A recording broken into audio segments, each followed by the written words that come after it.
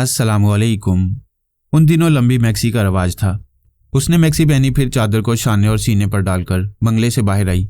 फिर कार में बैठकर उस रेस्तोरां में आई जहां गर्लफ्रेंड्स और बॉयफ्रेंड से मुलाकात का वक्त मुकर्रर था। उन तमाम दोस्तों ने उसे हैरानी से देखा। एक फ्रेंड टोनी ने पूछा, यह तुमने कैसा लिबास पहना है? एक फ्रेंड जूली ने कहा, मैक्सी तो गनीमत है, ये चादर क्यों लपेटी है? शीरी ने कहा, लड़कियां बदन दिखाने से खूबसूरत लगती हैं, बदन छुपाने से और ज्यादा खूबसूरत दिखाई देने लगती हैं। जेरी ने कहा, मैं पहले ही तुमको बता चुका हूं, ये बदलती जा रही है। मैंने फोन पर डार्लिंग कहा तो एतराज करने लगी। शीरी ने कहा, सॉरी जेरी, ये मेरी जिंदगी है, मैं अपने तौर पर जीना चाहती हूँ। जिससे मेरा अंदाज पसंद ना हो वो मुझसे दूर हो जाए। मैं दोस्तों को खुश करने के लिए अपनी तहजीब रवायात से बगावत नहीं करूंगी। उस दिन वो दोस्तों के साथ शाम तक घूमती फिरती रही और दोस्त उसकी तब्दीलियों से बेजार होते रहे। उसने रात को क्लब में आकर डांस करने से भी इनकार कर दिया। जब घर आई तो अपने बेड पर चारों शाने चित होकर सोचने लगी, मुझे क्या हो गया है? आज मैंने अपने तमाम फ्रेंड्स को मायूस किया है। अजीब बात है कि मैं उनके सवालों की ठोस और मुदल्लल जवाब देती रही। कल मैं चादर से बदन को छुपा कर नहीं जाऊंगी, जरूरत ही क्या है? लिबास तो पहनती हूँ और क्या छुपाना बाकी रह जाता है। वह दूसरे दिन दूसरा लिबास पहनकर निकली, मगर चादर उसके शाने और सीने पर थी। उस रोज आधे दोस्त कम हो गए थे क्योंकि वो क्लबों में जाने से भी इनकार करने लगी। चंद दिनों में तमाम दोस्तों ने साथ छोड़ दिया। उसने नए दोस्त बनाए। वहां दोस्ती किसी से भी हो सकती, लेकिन दोस्ती के लिए बेतकल्लुफी लाजमी होती है। वह रफ्ता रफ्ता महदूद जिंदगी गुजारने लगी और अली असदुल्ला की तरफ माइल होती रही। फिर एक दिन अली असदुल्ला ने नौरोज खान से मुलाकात की और शीरीन का रिश्ता मांगा। नौरोज खान ने कहा, जहां तक दीनी अलूम का और इबादत गुजारी का ताल्लुक है, आप मुझसे अफसल हैं, लेकिन अपनी बेटी के हवाले से आपको बेटा मानकर कहता हूँ, मेरी बेटी को अपने निकाह में लेकर इसकी जिंदगी संवारते रहेंगे। उन्होंने कहा, पिछले कई हफ्तों से मैंने अपने दिन रात का बहुत सा वक्त शीरी को राह रास्त पर लाने में गुजारा है। मेरी मजीद अलूम हासिल करने में रुकावटें पैदा हो रही हैं। फिर भी शादी के बाद इसकी ज्यादा निगरानी ना करनी पड़े और वह खुद ही मेरी मर्जी के मुताबिक जिंदगी गुजारने लगे। हमें मायूस नहीं होना चाहिए। आखिर दोनों का निकाह पढ़ा दिया गया। शीरी उनके साथ एक सीधी सादी सी जिंदगी गुजारने लगी। ऐसे ही वक्त बाबा फरीद वास्ती ने उनसे कहा, आप पेरिस में इज़्दवाजी जिंदगी गुजारें, लेकिन इदारे में हफ्ते 2-4 दिनों के लिए इबादत और रियाजत के लिए तशरीफ लाया करें। यहाँ दूसरे बुजुर्गाने दीन भी हैं जो मेरे बाद इस इदारे को तरक्की के लिए बुजुर्ग आला के तौर पर तमाम जिम्मेदारियां संभालेंगे। इसके बाद आपकी भी बारी आएगी, आप भी यहाँ के बुजुर्ग आला मुकर्रर किए जाएंगे। बाबा साहब के इदारे में इब्तदा ही से मियाँ बीवी के साथ रहने की इजाज़त नहीं थी, इसलिए अली असदुल्ला ने उस इदारे के बाहर कुछ फासले पर एक मकान खरीद लिया। वहाँ शीरी के साथ रहने लगे। जिस तरह हर अच्छा इंसान कभी बहकने और संभलने लगता है, उसी तरह शीरी भी खैर और शर के दरमियान उलझती रहती। अली असदुल्ला इबादत से फारिग होकर उसके चोर ख्यालात पड़ते, फिर उसके शर पर गालिब आकर खैर के रास्ते पर चलने के लिए माइल कर देते। एक बरस बाद उसके वालिद नौरोज खान का इंतकाल हो गया। उसी दौरान में शीरी के पांव भारी हो गए। उसने अली असदुल्ला से कहा, इतनी जल्दी मुझे माँ नहीं बनना चाहिए, अभी मेरी उम्र ही क्या हुई है? उम्र हो चुकी है, इसीलिए माँ बनने वाली हो। बच्चे को ज़ाया करने वाली गैर इस्लामी और गैर इखलाक की बात भी ना सोचना। तुम मेरे बच्चे को जन्म देने वाली हो, मैं अपने बच्चे की हिफाजत करूंगा। मुख्तसर ये कि दूसरा साल गुजरने लगा तो उसने एक बेटे को जन्म दिया। वो आखिर माँ थी, अपने बेटे से प्यार था, लेकिन एक बच्चे की माँ कहलाना पसंद नहीं था। अक्सर औरतों की तरह उसे कम उम्र कहलाने का शौक था। वो अपना फिगर बनाए रखने के लिए बच्चे को अपना दूध नहीं पिलाना चाहती थी, लेकिन अली असदुल्ला खान ख्याल ख्वानी के जरिए उसे मजबूर कर देते। वह दूध पिलाने के बाद सोचती थी कि इस जादूगर के चुंगल में फंसी हुई है, इसने मुझे हाई सोसाइटी से नीचे लाकर सादगी से जिंदगी गुजारने पर मजबूर कर दिया। अब ये मेरे हुस्न शबाब को और मेरे जिस्मानी फिगर को वक्त से पहले बुढ़ापे की तरफ ले जा रहे। अली असदुल्ला दिन रात उसके ख्यालात नहीं पढ़ सकते थे। इसके बावजूद उन्होंने समझ लिया कि वो उनके साथ गुजारा नहीं करेगी। एक शाम वो बाबा फरीद साहब के इदारे से वापस आई तो घर में बच्चा तनहा रो रहा था। वो उसे छोड़कर चली गई थी। साथ ले जाती तो बच्चे वाली कहलाती। अली असदुल्ला ने उसे फीडर से दूध पिलाया। ख्याल ख्वानी के जरिए मालूम हो गया वो एक ऐसे शख्स के साथ घर से फरार हुई थी जिसका ताल्लुक जुराइम की दुनिया से था। उन्होंने उसके दिमाग में कहा, शीरी आखिर तुमने वही गलती की जो तुम्हें बहुत ही बुरे अंजाम तक पहुंचाएगी। चूंकि तुम गैर मर्द के साथ गई हो इसलिए मैं तुम्हें तलाक देता हूँ। वो बोली, मैं खुशी से तलाक कबूल करती हूँ, मेरा पीछा छोड़ दो। उन्होंने उसे छोड़ दिया, फिर उसकी खबर नहीं ली। तकरीबन 10 माह तक बच्चे की परवरिश करते रहे। ये वही दौर था जब मेरे और रसवंती आमना के दरमियान इख्तलाफात शिद्दत इख्तियार कर गए। कभी मैं पारस को उसकी गोद से ले गया, कभी दुश्मनों ने पारस को अगवा किया। फिर एक वक्त ऐसा आया जब आमना से इख्तलाफात ख़त्म होने लगे और ऐसे ही वक्त आमना के पास 2 बच्चे पहुंच गए। उनमें से एक पारस था और दूसरा अली तैमूर। अली असदुल्ला ने अपने बेटे को राजदारी से मेरे और आमना के पास इस तरह पहुंचाया था कि एक तवील अरसे तक हम ये ना समझ सके कि पारस और अली में से कौन मेरा खून है और आमना ने उनमें से किस बच्चे को जन्म दिया है। अली असदुल्ला ने ऐसा इसलिए किया कि उन्होंने अपने बेटे अली आमना और मेरा जायचा बनाकर ये मालूम किया था कि उनका बेटा अली हमारे साय में बहुत काबिल और बाकमाल होगा। आमना को अरूज हासिल होगा और ये अरूज उनके ही साय में हासिल होता रहेगा। अली असदुल्ला के सामने मुस्तकबिल के जो धुंधली सी तस्वीरें सामने आई थी वो अब वाज़ेह हो चुकी थी। आमना रफ्ता रफ्ता रूहानियत के मराहिल तय कर रही थी और अपने कारनामों से इज़्ज़त और शोहरत हासिल करने वाले अली तैमूर को एक मुजरिम माँ के बाइस जो ज़िल्लत हो रही थी वो ज़िल्लत इस इंकशाफ से इज़्ज़त में बदल गई थी कि रूहानियत की मेराज को पहुँचने वाले जनाब अली असदुल्ला तबरेज़ी उसके वालिद मोहतरम है। पिछले दरवाजे पर पारस नहीं पोरस खड़ा था। नीलमा फरार होने के लिए जैसे ही पिछले दरवाजे से निकली पोरस ने उसे दबोच लिया। वो रोमा के खूबसूरत जिस्म में थी। उसने पूछा, कहाँ जा रही हो मेरी जान? मैं मेकअप में हूँ, मेरी आवाज़ से मुझे पहचानो। वो घबरा कर बोली, पारस तुम? हाँ सच्चा आशिक हूँ, कब्र तक तुम्हारा पीछा करूँगा। पहले नासरा के जिस्म में रहकर धमकियाँ दिया करती थी कि नासरा के जरिए मुझे डस लोगी, लेकिन अब तुम पूनम या रोमा के जिस्म में हो, जहरीली नहीं हो, मुझे डसने से महरूम हो चुकी हो। वैसे मैं पारस नहीं पोरस हूँ, अपनी जहरीली महबूबा नासरा का आशिक। मेरी और पोरस की आवाज़ एक जैसी है, इसलिए मुझे पारस समझ रही हो। मेरी जान मुझे अपना आशिक पोरस कहो। हाँ हाँ तुम मेरे सच्चे आशिक पोरस हो। मैं परेशानी में तुम्हें पारस कह रही थी, तुम ही मुझे परेशानी से बचा सकते हो। तुम्हारी आत्मशक्ति हासिल करने वाली तपस्या भंग हो गई है। एक साहिब ईमान बुजुर्ग तुम्हारे बंगले में आ गए हैं। तुम कैसे जानते हो? मैं और पारस उस बुजुर्ग हस्ती को लाए हैं ताकि तुम्हें आसानी से काबू में किया जा सके। वो पोरस की गर्दन में बाहें डालकर बोली, देखो मैं तो तुम्हारे काबू में हूँ। तुम तन्हा आते तब भी मुझे अपने कदमों में देखते।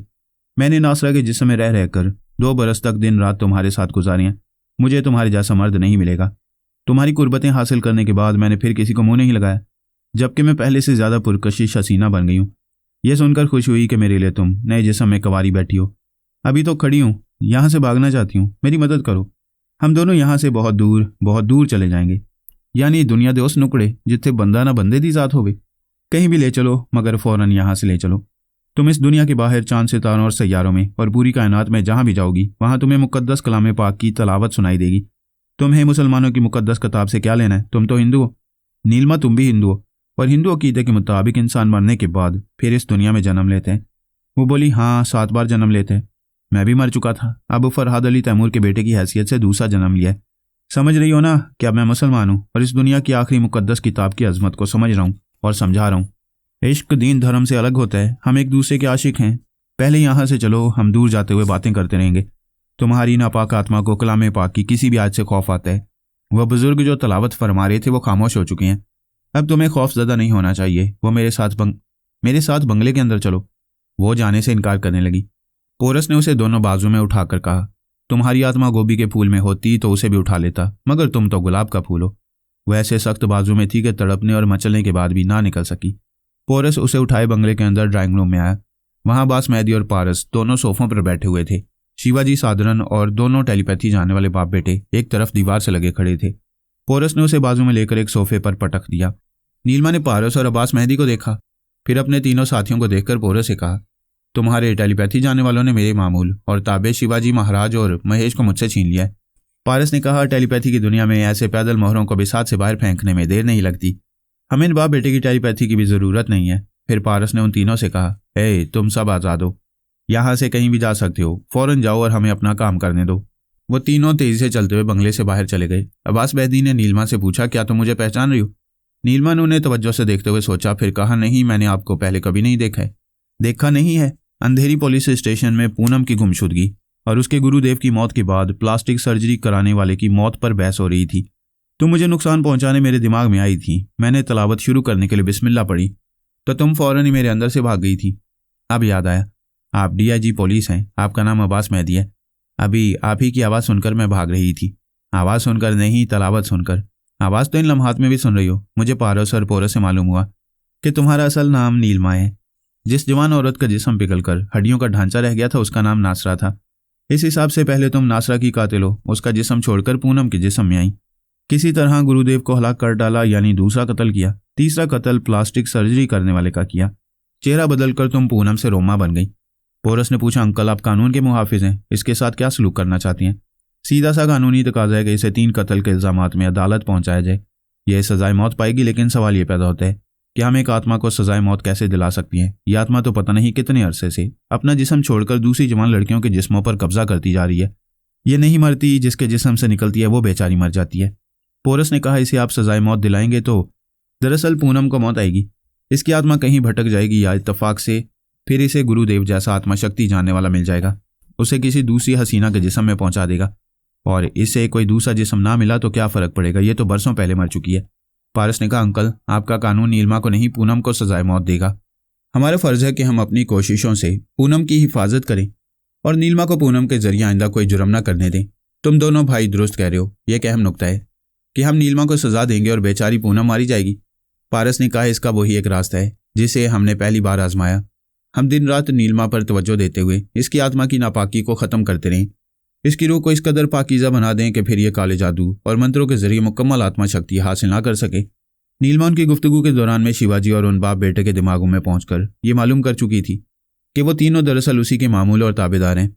लेकिन पोरस के टेलीपैथी जानने वालों ने सिर्फ इतना मालूम कर लिया था कि किस आवाज़ और लबो लहजे के जरिए उन तीनों के दिमागों को लॉक किया गया था। इस बार नीलिमा ने एक मुख्तलिफ आवाज़ और लबो लहजा उन तीनों को सुनाया और हुक्म दिया कि वो इसे जहनों में नक्श करें और पिछले लबो लहजे को भूल जाएं। वो उन पर फिर एक बार हावी होकर दिमागी तौर पर पारस, पोरस और इबास मेहदी के दरमियान हाजिर हो गई। अपने सर को यूं थाम लिया जैसे सर में दर्द हो रहा हो या परेशान हो।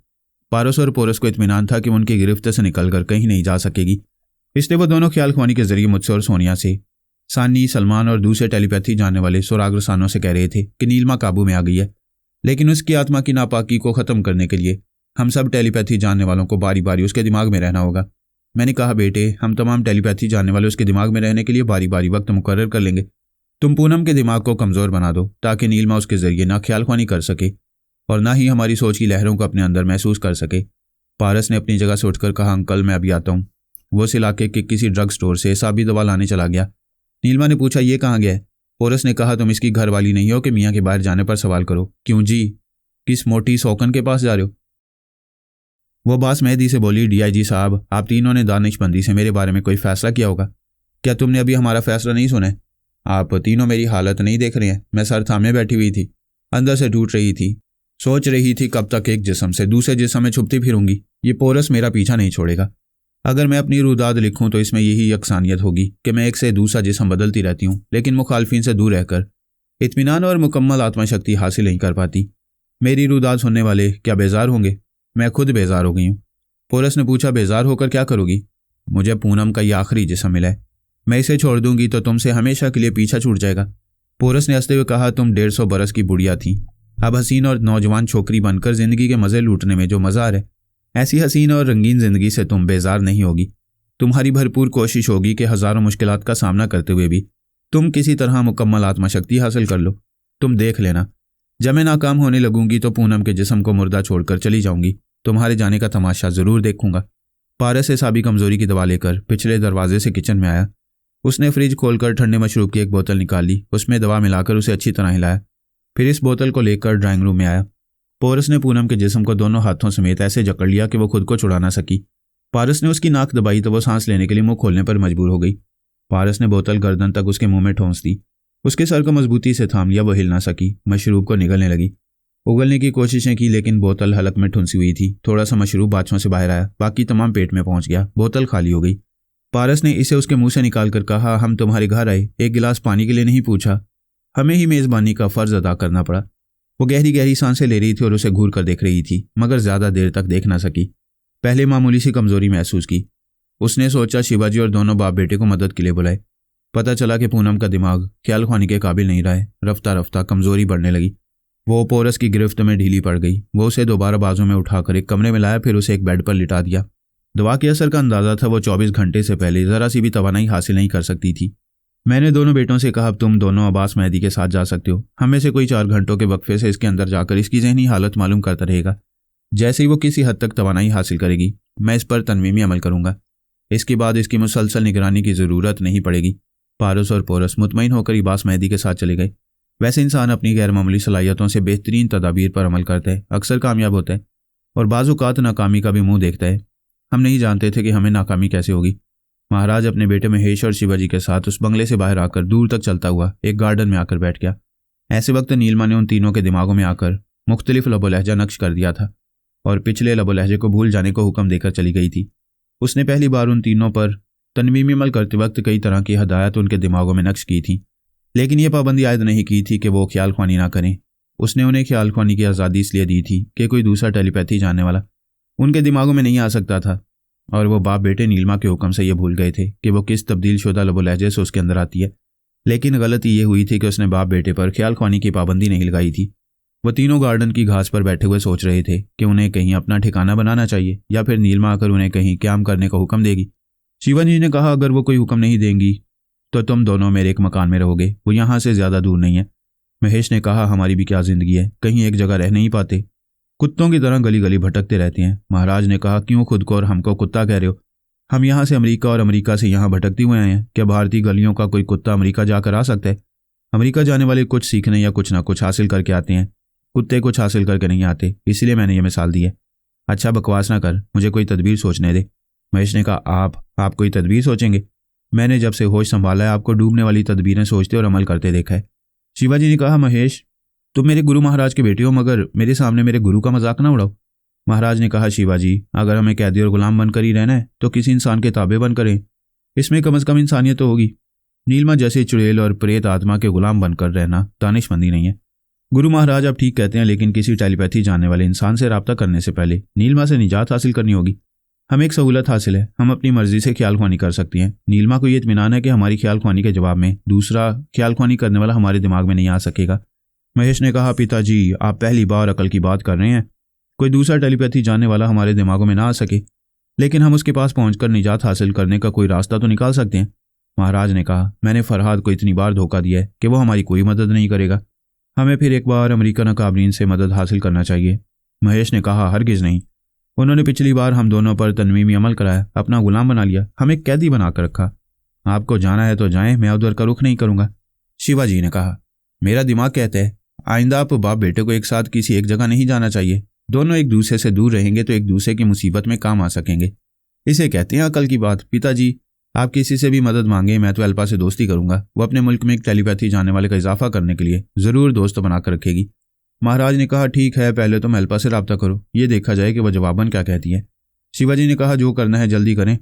नीलिमा किसी वक्त भी आएगी तो आपके ख्यालात पढ़कर आपकी ख्याल ख्वानी पर भी पाबंदी लगा देगी। महेश ने ब्रेन आदम से रब्ता करके कहा, मैं महेश बोल रहा हूँ, अल्पा जी से बात करना चाहता हूँ। ब्रेन आदम ने कहा, 1 मिनट के बाद आओ, अभी अल्पा से बात हो जाएगी। महेश उसके दिमाग से चला गया। ब्रेन आदम ने एक खुफिया टेलीफोन पर रब्ता करके कहा, अल्पा फौरन मेरे दिमाग में आओ, अभी महेश आकर तुमसे कुछ बातें करेगा। वो ब्रेन आदम के पास आई, महेश भी आ गया। उसने कहा, हम नीलिमा के मामूल और ताबे हैं, हमें सिर्फ ख्याल ख्वानी की आज़ादी है, इसके लिए तुमसे मदद चाहता हूँ। मुझे दोस्त बनाकर रखना चाहती हो तो किसी तरह नीलिमा से निजात दिलाओ। तुम कहाँ हो? भारत के शहर मुंबई में। रिहाइशगाह का पता बताओ। महेश ने शिवाजी से उसके मकान का पता पूछकर बताया, फिर कहा, अभी हम वहीं जा रहे हैं, वहाँ फ़ौरन जाओ, मैं मदद के लिए आ रही हूँ। अल्पा ने रब्ता ख़त्म करके भारत में इसराइली एजेंटों को महेश का पता बताया और उन्हें तदबीर बताई कि किस तरह महेश और उसके बाप को नीलिमा से निजात दिलाई जा सकती है। वो बाप बेटे नहीं जानते थे कि उन पर तनवीम अमल करने वाली नीलिमा खुद मुसीबत में फंसी हुई है और अब कई घंटों तक उनसे रब्ता नहीं कर सकेगी। नीलिमा पर आने वाली मुसीबत ने अल्पा के लिए सहूलतें फराहम कर दी थी। भारत में रहने वाले उसके जासूसों ने पहले यह भी मालूम किया कि उस मकान में महाराज और महेश के अलावा एक बॉडी बिल्डर शिवाजी भी है। शिवाजी उनके रास्ते का पत्थर बन सकता था, लिहाजा उन्होंने मकान के अंदर पहुंचते ही साइलेंसर लगे हुए रिवॉल्वर से शिवाजी को हलाक किया। फिर बाप बेटे को गन पॉइंट पर रखकर उन्हें एक एक कैप्सूल खाने के लिए दिया। उन्होंने अपनी सलामती की खातिर वो कैप्सूल खाए। फिर उन जासूसों के साथ बाहर आकर एक गाड़ी में बैठे तो कमजोरी महसूस करने लगे। वो गाड़ी उन्हें एक खुफिया पनाहगाह की तरफ ले जा रही थी। अल्पा महाराज के दिमाग में पहुंचकर उनके और नीलिमा के हालात मालूम करने लगी। वो पारस और पोरस को उनके बहरूप के बायस नहीं पहचान पाया। उसके ख्यालात ने अल्पा को बताया कि 2 नौजवान एक बुजुर्ग के साथ बंगले में आए थे। वह बुजुर्ग मुसलमानों की मजहबी किताब की कुछ बातें बुलंद आवाज से पढ़ रहे थे। नीलिमा चीखती हुई भागना चाहती थी, लेकिन उन्होंने उसे पकड़ लिया। इसके बाद बाप बेटे कुछ नहीं जानते, क्योंकि उन्हें उस बंगले से जाने का हुक्म दिया गया था। महाराज ने उस बंगले का पता भी बताया। अल्पा ने ब्रेन आदम के पास आकर उनके तमाम हालात बताए। ब्रेन आदम ने कहा, अगर मुसलमानों की मुकद्दस किताब की आयतें पढ़ी गई हैं तो नीलिमा को ट्रैप करने वाले यकीनन फरहाद के टेलीपैथी जानने वाले होंगे। वो नीलिमा को अच्छी तरह जकड़ कर रखने के लिए उस औरत को दिमागी तौर से कमज़ोर करेंगे जिसके अंदर उसकी आत्मा समाई हुई है।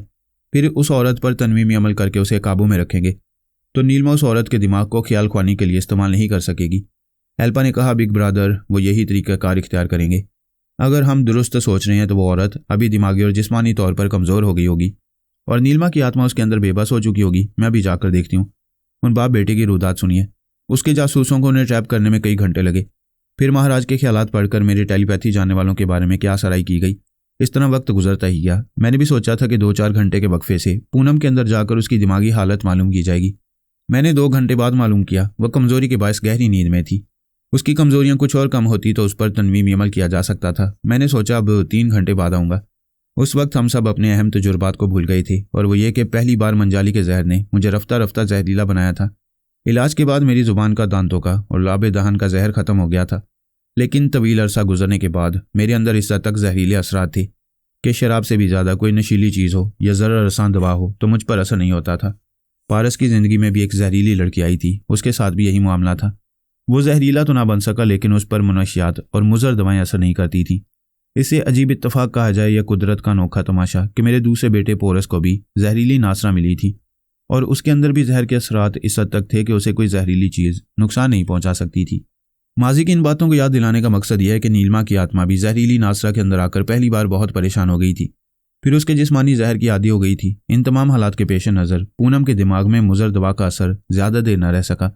नीलमा के अंदर जिस हद तक आत्मा शक्ति थी, उस शक्ति से उसने 3 घंटे के अंदर एसाबी कमजोरी पैदा करने वाली दवा के असर को ख़त्म कर दिया। पूनम बिस्तर पर उठकर बैठ गई थी। नीलमा ने वहाँ एक लम्हे की देर नहीं की। पूनम के जिस्म को लेकर पिछले दरवाजे से फरार हो गई। वह मुंबई शहर छोड़कर कहीं दूर जाना चाहती थी। उस वक्त एल्पा उन बाप बेटे के पास मसरूफ थी। उसने नीलमा के पास जाने से पहले महाराज और महेश के दिमागों को अजनबी लबो लहजे में लॉक कर दिया। ये एल्पा की अक्लमंदी थी कि वह पहले एक बाजी जीत लेना चाहती थी, और उसने महाराज और महेश के दिमागों को लॉक करके ये बाजी जीत ली। ऐसी मसरूफियात में और ज़्यादा वक्त गुजर गया। जब वो नीलमा के दिमाग में पहुंची तो उसने सांस रोक ली। ये ख्याल आया कि मैंने उसके दिमाग को लॉक कर दिया है। फिर उसने दूसरी बार राब्ता किया। दिमाग में पहुंचते ही बोली, मैं एल्पा हूँ, मुझसे बात करो, मैं तुम्हारी मदद करना चाहती हूँ। वो बोली, एल्पा हो तो जाओ और मुझे अपने दिमाग में आने दो। एल्पा दिमागी तौर पर हाजिर हो गई। थोड़ी देर बाद उसने नीलमा की आवाज़ सुनी। वो कह रही थी, तुम मेरी क्या मदद करना चाहती हो? तुम्हें कैसे मालूम हुआ कि कैसा लबो लहजा इख्तियार करके मेरे दिमाग में आ सकती हो?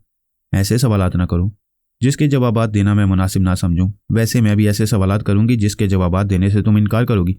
मैं चंद सेकंड के बाद आऊंगी। वो उसके दिमाग से निकल आई। थोड़ी देर बाद फिर आकर बोली, महाराज और महेश के दिमाग लॉक हो चुके हैं। मुझे वहां जगह ना मिल सकी। पता नहीं तुमने किस तरह उनके दिमाग में पहुंचकर मेरा लबो लहजा मालूम किया है।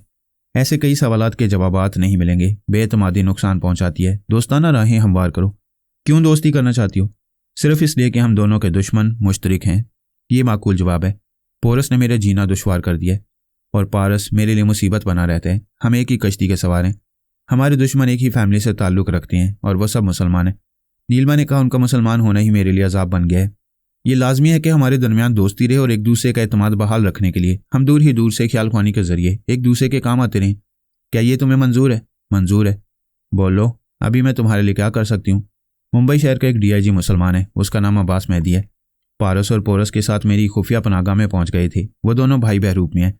इसी तरह उनके पासपोर्ट और दीगर अहम कागजात भी जाली होंगे। वहाँ की पुलिस और क्राइम ब्रांच वालों को उनके पीछे लगा सकती हो।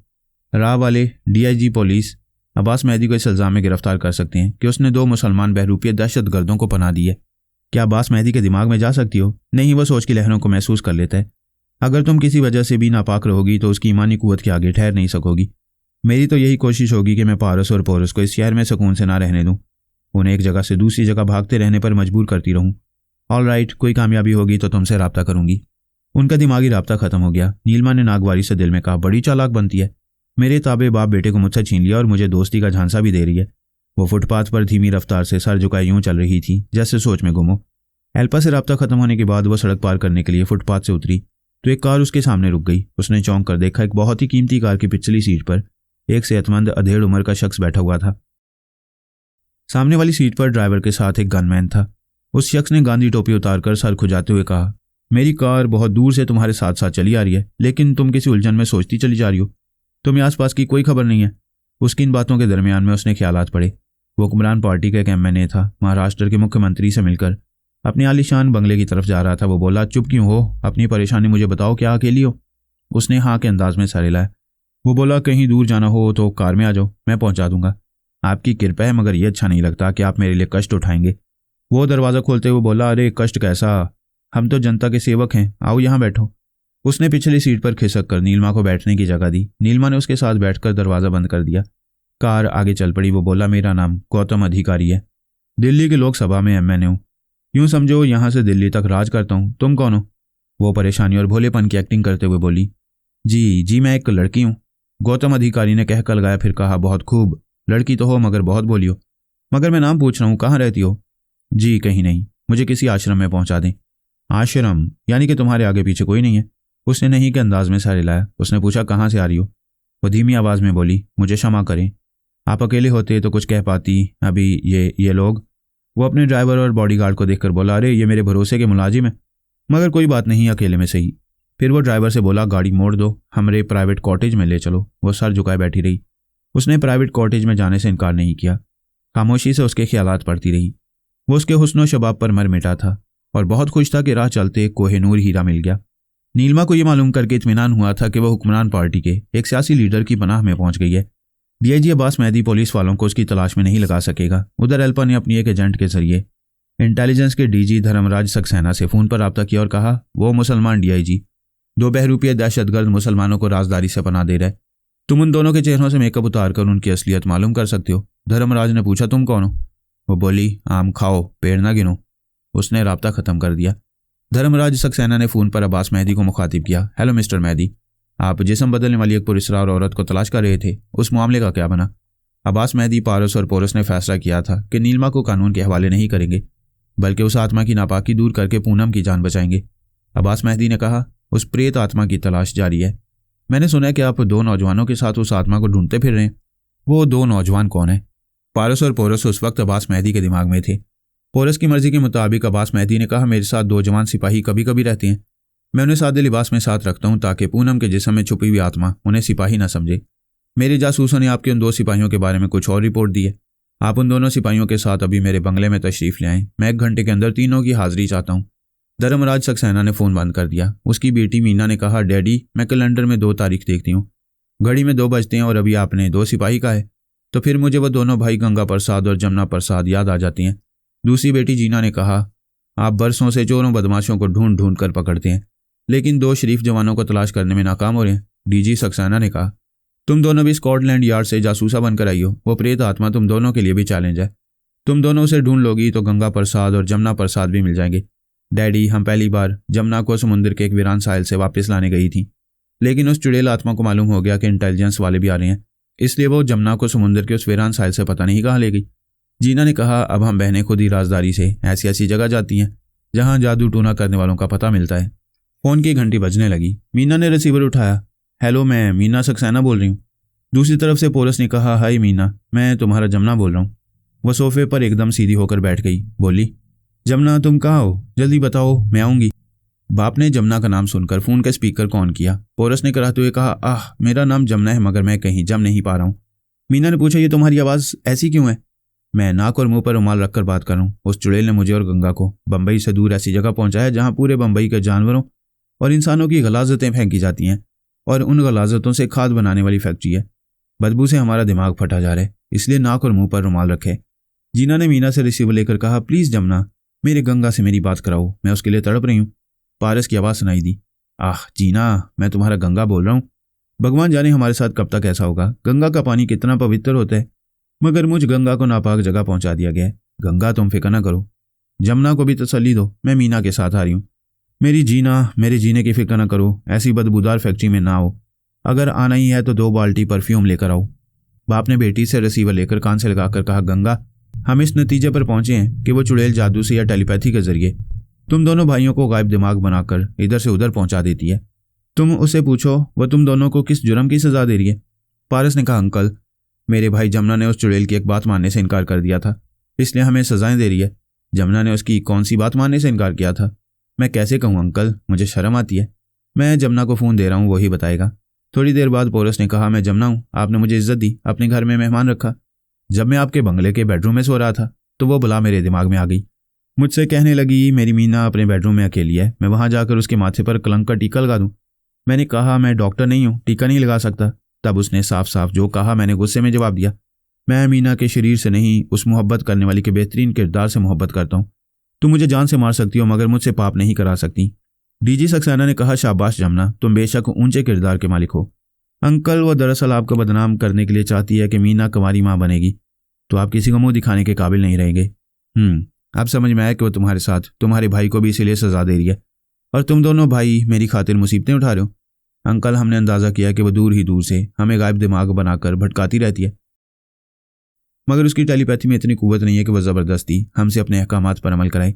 इसीलिए मीना की इज्जत व आबरू सलामत रह गई। वह ज़बरदस्ती मुझसे पाप ना करा सकी। मीना ने रिसीवर लेकर कहा, जमुना, मैं क्या बताऊं कि खुद को कितना खुश नसीब समझ रही हूँ। तुम दोनों भाई पूजा की हद तक हम दोनों बहनों से मोहब्बत करते हो। अब हम भी सारी ज़िंदगी तुम दोनों की पूजा करेंगी। फैक्ट्री में इतनी बदबू है कि पूजा नहीं कर सकोगी। हम अभी आ रहे हैं और अटैची भर के परफ्यूम ला रहे हैं। उसने रिसीवर रख दिया। बाप ने कहा, मैं बेहतरीन जासूसों को तुम्हारे साथ भेजूंगा। जीना ने कहा, नो डैडी, सिर्फ हम दोनों जाएंगे। पिछली बार आपकी इंटेलिजेंस वाले गए थे तो उस चुड़ैल ने समुंदर के वीरान साहिल से जमुना को दूसरी जगह कहीं पहुंचा दिया था। हम अपने साथ जासूसों की भीड़ लेकर नहीं जाएंगे। दोनों बहनें उठकर अपने अपने बेडरूम से अटैची लेने गई ताकि बाजार से 2 अटैची भरकर परफ्यूम ले जाएं। उनके जाने के बाद अब्बास मेहदी 2 सिपाहियों के साथ बंगले के ड्राइंग रूम में आया। वह तीनों वर्दी में नहीं थे। डीजी सक्सेना के हुक्म से 3 मुसल्लह गार्ड्स ने उन दोनों सिपाहियों को गन पॉइंट पर रखा। चौथे गार्ड ने उन दोनों की तलाशी ली। अब्बास मेहदी ने पूछा, सर, आप इनकी तलाशी क्यों ले रहे हैं? वो बोला, मिस्टर मेहदी, हम क्राइम ब्रांच वाले लूमड़ी की मक्कारी और बाज की आंखें रखते हैं। ये दोनों मुसलमान दहशतगर्द हैं और तुम उन्हें पनाह दे रहे हो। गार्ड ने उन सिपाहियों के लिबास से ऐसे कागजात निकाले जिनसे यह साबित हो रहा था कि वो दोनों कला मंदिर के थाने के सिपाही हैं। डीजी सक्सेना ने उन दोनों के करीब आकर बारी बारी उनकी थोड़ी के नीचे और गर्दन के पीछे देखा ताकि मास्क मेकअप का जोड़ नजर आ जाए। फिर उसने 2 गार्ड्स को वैनिशिंग क्रीम से उनके चेहरों को साफ करने का हुक्म दिया ताकि आर्जी मेकअप हो तो साफ हो जाए और असली चेहरे जाहिर हो जाएं। फिर वो अपने कमरे से एंटी मेकअप कैमरा लाकर उनके लेंस के जरिए देखने लगा। इतनी कोशिशों के बाद साबित हो गया कि वो दोनों बहरूपिया नहीं हैं। उसने कला मंदिर के थाना इंचार्ज को फ़ोन करके पूछा, क्या तुम्हारे थाने के 2 सिपाही हरिदास और ब्रिज मोहन डीआईजी अब्बास मेहदी के साथ काम करें? थानेदार के दिमाग में पोरस था। उसने कहा, जी हाँ, अभी डीआईजी अब्बास खान उनके साथ आपके पास पहुंचने वाले हैं। वो यहाँ पहुंच गए हैं। मुझे एक औरत ने फ़ोन पर इतला दी थी कि मिस्टर मेहदी के साथ 2 मुसलमान दहशतगर्द हैं। थानेदार ने पोरस की मर्जी के मुताबिक कहा, सर, किसी औरत ने आपसे फ़ोन पर ऐसा कहा था कि आपको भटकाने वाली वो प्रेत आत्मा नहीं हो सकती। ओह गॉड, मैं तो उस चुड़ैल के छल कपट को भूल ही गया। थानेदार ने कहा, सर, आप भूले नहीं थे, उसने जादू या टेलीपैथी के जरिए भुला दिया था, वरना आप जैसा काबिल अफसर इतनी बड़ी दुश्मन को भुला नहीं सकता। वह फ़ख्र से बोला, हाँ, मुझे भूलने की आदत नहीं है। सभी मेरी जहानत और याददाश्त की तारीफ़ें करते हैं। उस कमबख्त ने ज़रूर मेरे दिमाग से अपना ख्याल भुला दिया था। उसने फ़ोन रखकर अब्बास मेहदी से मुसाफा करते हुए कहा, सॉरी मिस्टर मेहदी, उस चुड़ैल ने मुझे आपके खिलाफ भड़का दिया। इट्स ऑल राइट, आपने तो अपना फ़र्ज़ अदा किया है। अब्बास मेहदी 2 सिपाहियों के साथ वहाँ से चला गया। पोरस और पारस ने पहले ही डीआईजी सक्सेना के ख्यालात पढ़कर मालूम किया था कि किसी औरत ने दोनों भाइयों के खिलाफ कहा था कि वो मुसलमान दहशतगर्द हैं। उन्हें नीलमा पर शुबा हुआ। वह दोनों उसके दिमाग में गए तो उसने सांस रोक ली। पोरस ने हैरानी से कहा, ताजुब है, नीलमा को कम से कम 24 घंटों तक एसाबी कमजोरी में मुब्तला रहना चाहिए था। फिर उसने दिमागी तवानाई कैसे हासिल कर ली? पारस ने कहा, यह बाद में सोचा जाएगा। अंकल, आप अपने साथ 2 सिपाही ले जाएं, हम उन दोनों के दिमागों में रहेंगे और कला मंदिर के थानेदार को भी अपने काबू में रखेंगे। पोरस ने कहा, अंकल, अब हम आपके घर नहीं जाएंगे और दूर ही से राब्ता रखेंगे। नीलमा आइंदा भी हमें कानूनी शिकंजे में लाने की कोशिश करती रहेगी। अब्बास मेहदी की रवानगी के बाद उन्होंने फ़ोन के जरिए डीजी सक्सेना और उसकी दोनों बेटियों को उल्लू बनाया। फिर उधर रवाना हो गए जहां मुंबई शहर और उसके मुजाफात में रहने वालों की गलाजतें पहुंचाई जाती थी। उन्होंने मुझसे रब्ता करके नीलमा के बारे में बताया। इस बात पर हैरान थे कि असाबी कमजोरी की दवा ने उस पर असर क्यों नहीं किया। मैंने कहा, यह कुदरत का खेल है कि हम बाप और दोनों बेटे इस हद तक जहरीले हो गए कि हम पर मुनशियात और ज़रा अदवियात का असर नहीं होता है। नीलमा भी 2 बरस तक जहरीली नासरा के जिस्म में समाई रही और जहर की आदी होती रही। मैंने 2 घंटे तक उसे असाबी कमजोरी में मुब्तला पाया था। फिर उसके पास 3 घंटे बाद जाने वाला था, लेकिन वो कमजोरियों से निजात पाकर फरार हो गई। मैंने अपने बेटों की हैरानी दूर करके राब्ता ख़त्म कर दिया। उधर मीना और जीना अपनी अपनी अटैचियों में परफ्यूम लेकर उस फैक्ट्री के करीब पहुंची तो बदबू के बायस नाक और मुंह पर स्कार्फ बांध लिया। जीना परेशान होकर बोली, यहाँ इतनी बू है, फैक्ट्री में तो मैं सांस भी नहीं ले सकूंगी। मीना ने कहा, यही मैं भी सोच रही हूँ कि यहाँ से चीख चीख कर उन्हें पुकारा जाए। उन्होंने स्कार्फ हटाकर थोड़ी सी बदबू बर्दाश्त करते हुए चीख चीख कर गंगा और जमुना को आवाज़ें दी। कोई जवाब नहीं मिला। मीना ने कहा, वो दोनों बदबू की शिद्दत से बेहोश हो गए होंगे। जीना ने कहा, वो हमारे लिए और डैडी के लिए मुसीबतें उठा रहे हैं, उन्हें किसी तरह वहाँ से लाना चाहिए। मीना ने कहा, मोहब्बत का जवाब मोहब्बत से देना चाहिए, लेकिन मोहब्बत की दास्तानों में किसी भी मोहब्बत करने वाली को टॉयलेट में घुसते नहीं देखा है। ये ज़रूरी तो नहीं कि उन्हें लाने के लिए हम वहाँ जाएं। जीना ने कहा, हाँ, मोहब्बत के जोश में ये याद नहीं रहा कि भंगियों को रुपये देकर उन दोनों को वहाँ से उठवाकर मंगवाया जा सकता है। मीना ने कहा, हाँ, मगर मोहब्बत की किसी दास्तान में किसी भंगी का जिक्र नहीं है। जब उन्हें मालूम होगा कि हमने उन्हें बेहोश होने के बाद भंगियों से उठवाया था तो उनके दिलों से हमारी मोहब्बत भी उठ जाएगी। भाई, मैं उनके लिए जान दे सकती हूँ, मगर परफ्यूम में नहाकर भी ऐसी फैक्ट्री के अंदर नहीं जा सकती। यहाँ काम करने वाले मास्क पहनकर काम करते हैं, मैं तो मास्क पहनकर भी नहीं जा सकूंगी। मोहब्बत कहकशां से गुजरकर फूलों के बिस्तर पर पहुंचने का नाम है। कोई भंगन भी अपने भंगी के लिए यहाँ से नहीं गुजरती होगी। यहाँ से 3 किलोमीटर दूर खाद फैक्ट्री का दफ्तर है, वहां से कोई भंगी मिल जाएंगे। आओ चलें। मीना ने कार स्टार्ट करके उसे वापसी के लिए मोड़ा। ऐसे वक्त उसने दिमाग में महसूस किया कहीं दूर से जमुना उसे पुकार रहा था। जीना ने भी गंगा की आवाज़ सुनी। पारस और पोरस ने उनके दिमागों पर हावी होकर उन्हें कायल किया था कि उनके आशिक गंगा और जमुना फैक्ट्री के अंदर से उन्हें चीख चीख कर पुकार रहे हैं। मीना ने परेशान होकर कहा, जीना, शायद उन्होंने हमें देख लिया है। शायद ना कहो, वो ज़रूर देख रहे हैं, इसलिए हमें पुकार रहे हैं। ऐसे में वापस जाने से वो हमें बेवफा समझेंगे। वो कार आगे बढ़ाते हुए बोली, जब कई भंगी उन्हें उठाकर ले आएंगे तो हम अपनी अदाओं से उनकी नाराज़गी ख़त्म कर देंगे। वो दूर फैक्ट्री के एक दफ्तर में पहुंच गई। सैनिटरी इंस्पेक्टर को 5,000 देकर कहा, उधर फैक्ट्री में हमारे 2 जवान रिश्तेदार हैं, फैक्ट्री की गाड़ी में भंगियों को भेज दें, वो उन दोनों को ले आएंगे। सैनिटरी इंस्पेक्टर के लिए 5,000 बहुत थे। उसने 4 भंगियों को एक गाड़ी में भेजा। पारस और पोरस उन सबके दिमागों में थे। ड्राइवर ने आधा रास्ता तय करके गाड़ी रोक दी। भंगियों से कहा, वो इंस्पेक्टर बड़ा सियाना है, उन लड़कियों से 5,000 लिए, मुझे सिर्फ 100 रुपये दिए और तुम चारों को 50-50 रुपये दिए। मैं आगे नहीं जाऊंगा। एक भंगी ने कहा, हम उनके 2 आदमियों को नहीं लाएंगे तो वो कल से हमारी जगह दूसरे भंगी ले आएगा। ड्राइवर ने कहा, तुम दोनों यहाँ से दौड़ते हुए फैक्ट्री जाओ और उन लड़कियों के रिश्तेदारों को कांधे पर उठा कर ले आओ, हम यहाँ इंतजार करेंगे। उनमें से 2 दौड़ते हुए जाने लगे। फिर उनकी नज़रों से ओझल होते ही एक टीले की आड़ में आए। वहाँ पारस और पोरस ने अपने अपने वो लिबास होने दिए जिन्हें पहनकर उन्होंने मीना और जीना के साथ तैयारी में सफ़र किया था। वो दोनों लिबास मैले और शिकन आलूद थे। वो दोनों भंगी गायब दिमाग थे। वो लिबास लेकर दौड़ते हुए वापस गाड़ी के पास आए और कहा, पता नहीं वो रिश्तेदार कहाँ चले गए, फैक्ट्री में ये लिबास ज़मीन पर पड़े हुए थे। उन सब ने मीना और जीना के पास आकर वो लिबास देते हुए यही बातें बताईं। मीना ने कहा, ताज्जुब है, उन दोनों के लिबास मिल गए, वो नहीं मिले। जीना ने कहा, शायद उस चुड़ैल ने हमें यहाँ देख लिया है। मीना ने कहा, हाँ, वो बहुत कमीनी है, इस बार उनके लिबास उतार कर उन्हें नंगा करके ले गई है। वो कार में बैठकर जाने लगी। जीना ने कहा, आह, बेचारे हमें पुकार रहे थे, अब अफसोस करने से क्या होता है। वैसे मोहब्बत की दास्तानों में कभी ये नहीं पड़ा कि आशिक अपनी महबूबाओं को अपना लिबास देकर जुदाई में नंगे चले गए हैं। वो मुंबई शहर की हदूद में दाखिल हुई। एक जगह बीजेपी का जलसा हो रहा था। वहाँ के चंद मुकामी लीडर तकरीर कर रहे थे और वह तकरीर मुंबई में बल्कि पूरे भारत में मुसलमानों की बढ़ती हुई आबादी के खिलाफ थी। एक लीडर कह रहा था, मुंबई के जितने मुसलमान हैं वो हमारी मुखालिफ सियासी पार्टी को वोट देते हैं। इस तरह महाराष्ट्र के इतने बड़े शहर मुंबई में हमारा वोट बैंक कम हो जाता है। अगरचे हम इलेक्शन में जीत जाते हैं, लेकिन मुसलमानों की मदद से यहाँ की अपोजिशन पार्टी लोकसभा में जाकर मजबूत हो जाती है। हमारी सदा की जीत इसी में होगी कि हम महाराष्ट्र के सूबे में मुसलमानों को ना रहने दें। अगरचे ये नामुमकिन है कि सिर्फ मुंबई शहर के लाखों मुसलमानों को ख़त्म कर दिया जाए, लेकिन चंद तदबीर पर अमल करके उन्हें ना होने के बराबर कर देंगे। पहली तदबीर यह है कि फ़िरका वराना फसादात के जरिए मुसलमानों का कत्लेआम किया जाए। इस तदबीर पर हम अक्सर अमल करते रहते हैं, लेकिन हम हिंदू भी हज़ारों की तादाद में मारे जाते हैं। दूसरी तदबीर के मुताबिक हम मुसलमानों पर ज़िंदगी गुजारने के ज़राए महदूद कर देते हैं। उन्हें सरकारी मुलाजमतें नहीं देते, प्राइवेट कंपनियों में उन्हें नौकरी नहीं मिलती, अपनी सोसाइटी में उन्हें कभी सर उठाकर बातें करने की इजाज़त नहीं देते। उन पर अरसा हयात इस तरह तंग करते हैं कि उनके कितने ही ख़ानदान मजबूर होकर ये सूबा छोड़कर चले जाती है। लेकिन उनके जाने से ये नुकसान होता है कि दूसरे सूबों में उनकी तादाद बढ़ जाती है। हमें शहर में मुसलमानों जैसे सस्ते और मेहनती मजदूर नहीं मिलते। हमारे हिंदू मजदूरों को चर्बी चढ़ जाती है और वो अपना रेट बढ़ा देती है। तीसरी तदबीर बच्चे कम खुशहाल घराना है। हिंदू मुसलमान सभी को 2 से ज़्यादा बच्चे ना पैदा करने की हदायत दी जाती हैं। इसके बावजूद मुसलमानों की आबादी बढ़ती जा रही है। मीना और जीना रास्ता बंद होने की वजह से वहाँ कार रोककर तकरीर सुन रही थी, बल्कि पारस और पोरस ने उन्हें वहाँ रोक रखा था। फिर वो दोनों उन लीडरों के दिमागों में जाने लगे। पारस तकरीर करने वाले के दिमाग में पहुंचा। उस लीडर ने अपना रिवॉल्वर निकाल कर कहा, मुसलमानों की आबादी कम करने का एक ही तरीका है। जिस मुसलमान के घर में बच्चा पैदा हो उस बच्चे के बाप की कनपट्टी पर इस तरह रिवॉल्वर रख दिया जाए। उस तकरीर करने वाले ने अपनी कनपट्टी पर रिवॉल्वर रखकर कहा, जब उसे इस तरह गोली मार दी जाए तो मुसलमान खौफजदा होकर आइंदा बच्चे पैदा नहीं करेंगे। ये कहते उसने ट्रैगर को दबाया। ठाई से गोली चलते ही मुर्दा होकर पीछे अपनी कुर्सी समेत नीचे गिर पड़ा। पूरे जलसे में हलचल पैदा हो गई। कुछ लीडर मरने वाले पर झुके। एक लीडर उसका रिवॉल्वर लेकर माइक के पास आया। उसके अंदर पोरस था। वो बोला, भाइयों शांत हो जाओ, आराम से बैठ जाओ। हमारे साथी लीडर ने गलती से गलत जगह गोली मारी है। ऐसी गलतियां की जाएंगी तो भारत में तो क्या, सारी दुनिया में मुसलमानों की तादाद बढ़ती जाएगी। आराम से बैठो और मेरी बात ध्यान से सुनो। इंसान के पूरे शरीर में दिमाग बहुत छोटा है, लेकिन पूरा शरीर उस छोटे से दिमाग का मोहताज रहता है। पूरे भारत में मुसलमानों की तादाद भी छोटी यानी थोड़ी सी है। उसने दिमाग को गोली मारकर गलती की है। दरअसल किसी भी मुसलमान के दिल की जगह यहाँ रिवॉल्वर रखकर गोली मारनी चाहिए। ये कहते उस दूसरे लीडर ने रिवॉल्वर की नाल को अपने सीने पर दिल की जगह रखकर गोली चला दी। फिर लड़खड़ाता हुआ स्टेज के नीचे आकर गिर पड़ा। जलसे में फिर एक बार खलबली पैदा हुई। लोग अपने मुर्दा लीडरों को देखने के लिए आगे बढ़ना चाहते थे।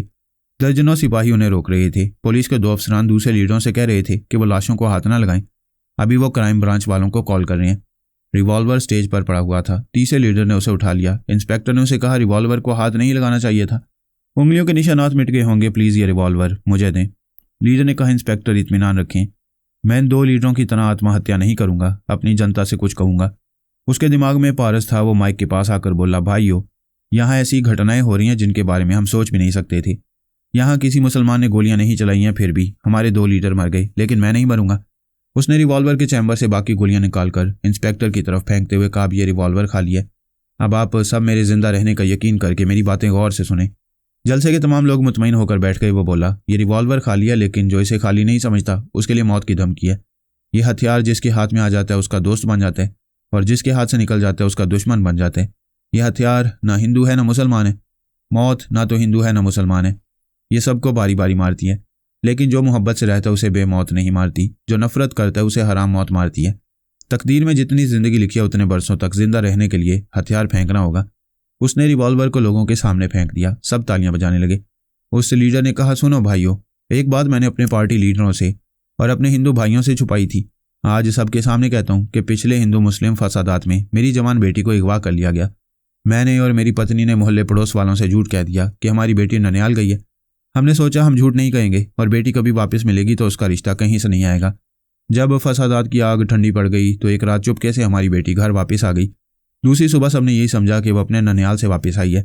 मैं अपने भगवान की और तमाम देवी देवताओं की कसम खाकर कहता हूँ कि मेरी बेटी पूरी पवित्रता से वापस आई है। फसादात के दौरान में जिस मुसलमान ने उसे अपने घर में पनाह दी थी, उसे अपने घर के अंदर लाती अपनी कलाई में उससे राखी बंधवाई थी। मेरी बेटी ने वापस आकर मुझे एक चिट्ठी दी। चिट्ठी में उस मुसलमान ने लिखा था, मेरी ये बात सिर्फ एक बेटी के बाप के लिए नहीं, सबके लिए। अगर हम एक दूसरे का दिल ना तोड़ें तो मंदिर और मस्जिद कभी नहीं टूटेंगे। बाबरी मस्जिद शहीद की गई, राम मंदिर बनाया जा रहा है। कोई बात नहीं, दुनिया बहुत बड़ी है। बाबरी मस्जिद ज़मीन के किसी हिस्से में दोबारा बन जाएगी, लेकिन बेटी की शीशे जैसी इज्जत टूट जाती तो इसे भारत का कोई हिंदू दोबारा नहीं जोड़ सकता था। दुनिया में जितने हथियार बन रहे हैं और बनते रहेंगे, उनमें से सबसे मजबूत हथियार राखी है, जिसे एक बहन अपने मुसलमान भाई की कलाई में बांधकर आपके घर में पाक दामन आई है। उस लीडर ने कहा, मैं ये बात पहले भी कह देता मगर मुझ में हिम्मत नहीं हुई।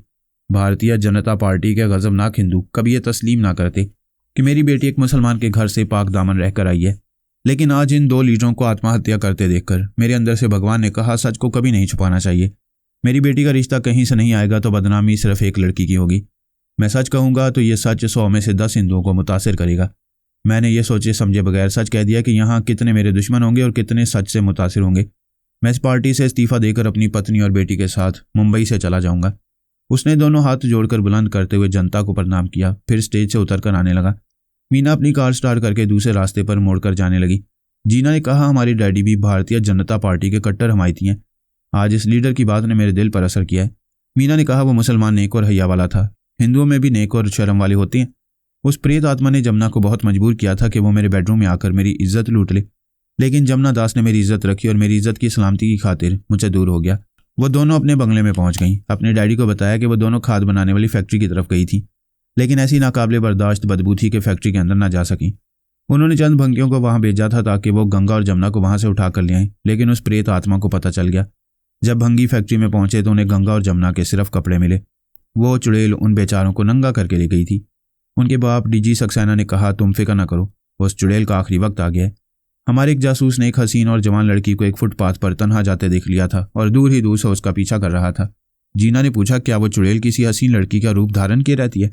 बाप ने कहा, रिपोर्ट के मुताबिक उसने प्लास्टिक सर्जरी के माहिर से खुद को बहुत खूबसूरत बनवाया था, फिर खुद को पुलिस वालों से बचाए रखने के लिए प्लास्टिक सर्जरी के माहिर को कत्ल कर दिया। मीना ने कहा, बता रहे थे कि एक जासूस उस अकेली हसीन लड़की का पीछा कर रहा था, फिर क्या हुआ? हमारे जासूस को शुबा था कि प्रेत आत्मा उसी के अंदर है। वो अपनी मोटरसाइकिल से उतरकर उसे धकेलता हुआ पीछा कर रहा था। ऐसे में उसने देखा एक बहुत ही कीमती कार उस लड़की के पास आकर रुकी। उसमें महाराष्ट्र से कामयाब होने वाला MNA गौतम अधिकारी बैठा हुआ था। वो उस लड़की को अपनी कार में बिठा कर ले जाने लगा। जासूस ने अपनी मोटरसाइकिल पर पीछा किया। वो MNA शराबी और अय्याश है। वो उसे अपने एक प्राइवेट कॉटेज में ले गया। अब हमारे 4 जासूस उस कॉटेज की निगरानी कर रहे हैं। डैडी, उस प्रेत आत्मा को पता चल जाएगा कि उसकी निगरानी की जा रही है। नहीं बेटे, बड़ी राजदारी से ये काम हो रहा है। आजकल में नतीजा सामने आ जाएगा। हमेशा से नीलिमा का यही तरीका कार रहा था कि वह अपने हुस्न और शबाब और अदाओं से किसी काम के आदमी को मुतासिर करती थी, फिर उसके घर जाकर टेलीपैथी के जरिए उसे अपना मामूल और ताबे बना लेती थी। पहले उसने शिवाजी सादरन के साथ यही किया और अब एमए ने गौतम अधिकारी को अपना गुलाम बना लिया। इस तरह उसे एक बहुत बड़े सियासी लीडर के प्राइवेट कॉटेज में पनाह मिल गई।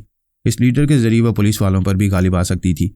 उसने गौतम अधिकारी को अपने जिस्म पर हाथ भी नहीं रखने दिया। हकारत से कहा, यह हुस्न और यह जवानी तुझ जैसे आधे जवान और आधे बूढ़े के लिए नहीं है। तू अपने बंगले में बीवी बच्चों के साथ रहेगा। जब मैं बुलाऊंगी तो आ जाया करेगा। कॉटेज के आगे और पीछे 2 मुसल्ला गार्ड्स रहा करेंगे ताकि कोई पुलिस वाला अचानक ना आ जाए।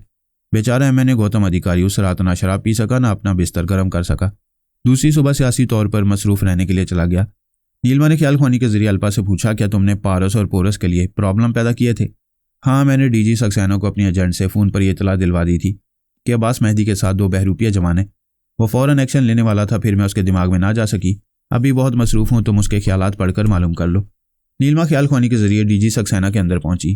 उसके ख्यालात ने बताया कि औरत की दी हुई इतला कि अब्बास मेहदी के साथ 2 बहरूपियाँ झूठी थी। अब्बास मेहदी के साथ 2 बहरूपिया नहीं बल्कि 2 जवान सिपाही थे और वह झूठी इतला देने वाली वही प्रेत आत्मा है जिसे तलाश किया जा रहा है। नीलिमा ने उसके चोर ख्यालात पढ़े तो मालूम हुआ कि उसके एक जासूस ने एक हसीना का ताक़ुब एमए ने गौतम अधिकारी के प्राइवेट कॉटेज तक किया था और अब 4 जासूस बड़ी राजदारी से वहां की निगरानी कर रहे हैं। ये शुबा किया जा रहा है कि उसी हसीना के अंदर प्रेत आत्मा समाई हुई है। इस बात ने नीलिमा को परेशान कर दिया। वो अपने बचाव की तदबीर सोचने लगी। फिर उसने गौतम अधिकारी से फ़ोन पर कहा, इंटेलिजेंस का डीजी धर्मराज सक्सेना मुझे बिल्कुल पसंद नहीं है। तुम 24 घंटे के अंदर मुंबई से बहुत दूर किसी शहर में उसका तबादला करा दो। मैंने गौतम अधिकारी ने कहा, वह इंटेलिजेंस डिपार्टमेंट का सबसे बड़ा अफसर है। उसके खिलाफ एक्शन लेने में बहुत वक्त लगेगा। कोई वक्त नहीं लगेगा। तुम हुक्मरान पार्टी के एक अहम लीडर हो। अभी फ़ोन पर प्रधानमंत्री से बात करो और डीजी सक्सेना के तबादले का मुतालबा करो। ये धमकी दो कि मुतालबा फ़ौरन तस्लीम ना किया गया तो तुम अपनी वफादारी बदल कर अपोजिशन पार्टी में चले जाओगे। वो ताबे बन चुका था, उसके हुक्म से इनकार नहीं कर सकता था। उसने उसी वक्त प्रधानमंत्री से राब्ता करने के बाद डीजी सक्सेना के तबादले का मुतालबा किया। नीलिमा प्रधानमंत्री के दिमाग में पहुंच गई। उसने उसे मुतालबे से इनकार नहीं करने दिया। प्रधानमंत्री ने कहा, मैं अभी हुक्म देता हूं कि एक टॉप सीक्रेट केस के सिलसिले में डीजी सक्सेना को आज ही दिल्ली भेज दिया जाए। वो यहाँ आएगा तो उसे एक केस में उलझा दिया जाएगा। गौतम अधिकारी ने शुक्रिया अदा करके रिसीवर रख दिया। फिर फ़ोन के जरिए नीलिमा को यह खुशखबरी सुनाई, जबकि वो ख्याल ख्वानी के जरिए खुद ही प्रधानमंत्री को मुतालबा मंजूर करने पर माइल कर चुकी थी। उसने फ़ोन के जरिए डीजी सक्सेना से कहा, मैंने तुम्हें एक अहम इतला दी थी। अब्बास मेहदी ने उन 2 बहरूपियों की जगह तुम्हारे सामने 2 सिपाहियों को पेश करके तुम्हें धोखा दिया है। धोखा तुम दे रही हो। मैं अच्छी तरह समझ गया हूं कि तुम वही प्रेत आत्मा हो। मुझसे इसलिए दुश्मनी कर रही हो कि मैं तुम्हें जल्द ही गिरफ्तार करने वाला हूं। पता नहीं तुम्हारे जैसे गधे को किसने इंटेलिजेंस डिपार्टमेंट का डीजी बना दिया है। मैं कानून की मदद कर रही हूँ। 2 बहरूपिया मुसलमान दहशतगर्दों को गिरफ्तार कराना चाहती हूँ और तुम मुझे प्रेत आत्मा कह रहे हो। तुम मेरे होने वाले 2 दामादों को तरह तरह की मुसीबतों में मुब्तला करती जा रही हो। मुझे 2 बहरूपियों की तरह भटका रही हो। तुमने मेरे एक दामाद को मजबूर करने की कोशिश की कि वो मेरी एक बेटी को शादी से पहले माँ बना दे ताकि मैं किसी को मुंह दिखाने के काबिल न रहूं। मगर मेरा दामाद इतना नेक और शरीफ है कि तुम्हारे बहकाने के बावजूद उसने पाप नहीं किया। ये क्या बकवास कर रहे हो? बकवास तुम कर रही हो कि अभी चंद घंटे पहले तुम खाद फैक्ट्री से मेरे दोनों दामादों को नंगा लेकर नहीं गई थी। नीलिमा ने फ़ोन बंद करके दोनों हाथों से अपना सर थाम लिया। वो चक्कर आ गई कि डीजे सक्सेना के 2 दामादों को मुसीबत में मुब्तला करने वाली दूसरी कोई प्रेत आत्मा कहाँ से आ गई है। उसने सोचा, पहले ये मालूम करना चाहिए कि वो 2 दामाद कौन है। अगर उन दोनों की आवाज़ें सुन लेगी तो उनके दिमागों में जाकर किसी दूसरी प्रेत आत्मा के बारे में मालूम कर सकेगी। वह फिर डीजी सक्सेना के दिमाग में आकर उसके ख्यालात पढ़ने लगी। पता चला कि उसकी 2 बेटियों मीना और जीना ने त्यारे में सफ़र करने के दौरान में गंगा दास और जमुना दास से दोस्ती की थी। मुंबई एयरपोर्ट पहुंचते ही उस प्रेत आत्मा ने गंगा दास को उसकी महबूबा जीना से जुदा कर दिया। जमुना दास को मीना के साथ जाने दिया और उसके घर में मीना की इज्जत लूटने पर मजबूर किया। लेकिन जमुना दास ने बहकाने के बावजूद पाप नहीं किया। नीलिमा को दूसरी हैरानी की यह बात मालूम हुई कि उधर 2 बहनें मीना और जीना हमशक्ल हैं और इधर गंगा और जमुना भी हमशक्ल हैं। डीजी सक्सेना और उसकी बेटियों ने गंगा और जमुना को बहुत पसंद किया है। वो उन दोनों की शादियां करना चाहते हैं, लेकिन एक प्रेत आत्मा दोनों को इस तरह भड़का रही है कि उन्हें अपनी होने वाली दुल्हनों के घर तक पहुंचना नसीब नहीं हो रहा है। मीना और जीना के दिमागों में पहुंचकर भी यही बातें मालूम हुई। वो बहनें भी गंगा और जमुना के बारे में ऐसी कोई खास बात नहीं जानती थीं जिससे नीलिमा की मालूमात में इजाफा होता। उसने सोचा, मेरी तरह कोई ऐसी प्रेत आत्मा है जो मुझसे भी ज़्यादा संगदिल है। उसने उन दोनों को गलाजतों के ढेर में पहुंचा दिया था। उसने दिमागी तौर पर हाजिर होकर यह तय किया कि पहले वह मुकम्मल आत्मा शक्ति हासिल करने के लिए एमए गौतम अधिकारी के जरिए किसी और महफूज जगह पहुंचेगी। मौजूदा कॉटेज भी इंटेलिजेंस वालों की नज़रों में आ गया था। डीजी सक्सेना का तबादला हो गया, तब भी अंदेशा रहेगा कि पुलिस और इंटेलिजेंस वाले किसी वक्त भी इस कॉटेज का घेराव कर सकती हैं। फ़ोन की घंटी बजने लगी। डीजी सक्सेना ने रिसीवर उठाकर कहा, हेलो, मैं सक्सेना बोल रहा हूँ। दूसरी तरफ से कहा गया, मिस्टर सक्सेना, आप मेरी आवाज़ पहचान रहे हैं? मैं दिल्ली से वजीर दाखिला बोल रहा हूँ। एक बहुत ही टॉप सीक्रेट केस में आपकी ज़रूरत है। प्रधानमंत्री ने कहा है कि यह केस सिर्फ आप जैसे ज़हीन अफसर के हवाले किया जा सकता है। वो खुश होकर बोला, ये आपका और प्रधानमंत्री जी का बड़ा पुण्य है कि मुझे इस काबिल समझते हैं। आज रात 8 बजे की फ़्लाइट में आपकी सीट रिजर्व करा दी गई है। आप अपने और पराए साहब से यही कहेंगे कि वहाँ के दफ्तर से छुट्टी लेकर कहीं जा रहे हैं। किसी को टॉप सीक्रेट के बारे में मालूम नहीं होना चाहिए। इस वक्त शाम के 5 बज रहे हैं। आप सफ़र की तैयारी करें। दूसरी तरफ से फ़ोन बंद कर दिया गया। वो खुशी से रिसीवर रखकर बेटियों से बोला, जानती हो, दिल्ली से फ़ोन आया वजीर दाखिला ने। वो कहते कहते चुप हुआ, फिर सोचकर बोला, मुझे सख्ती से कहा गया है कि मैं किसी को ना बताऊं, अपने साय को भी नहीं। मगर एक तो तुम मेरी बेटियां भी हो और स्कॉटलैंड यार्ड की लाइसेंस होल्डर जासूस हो। मैं एक राज की बात बता रहा हूँ, ये बात अपने साय से भी ना कहना। हम साय से क्या बोलेंगी? साय तो सुनता भी नहीं है।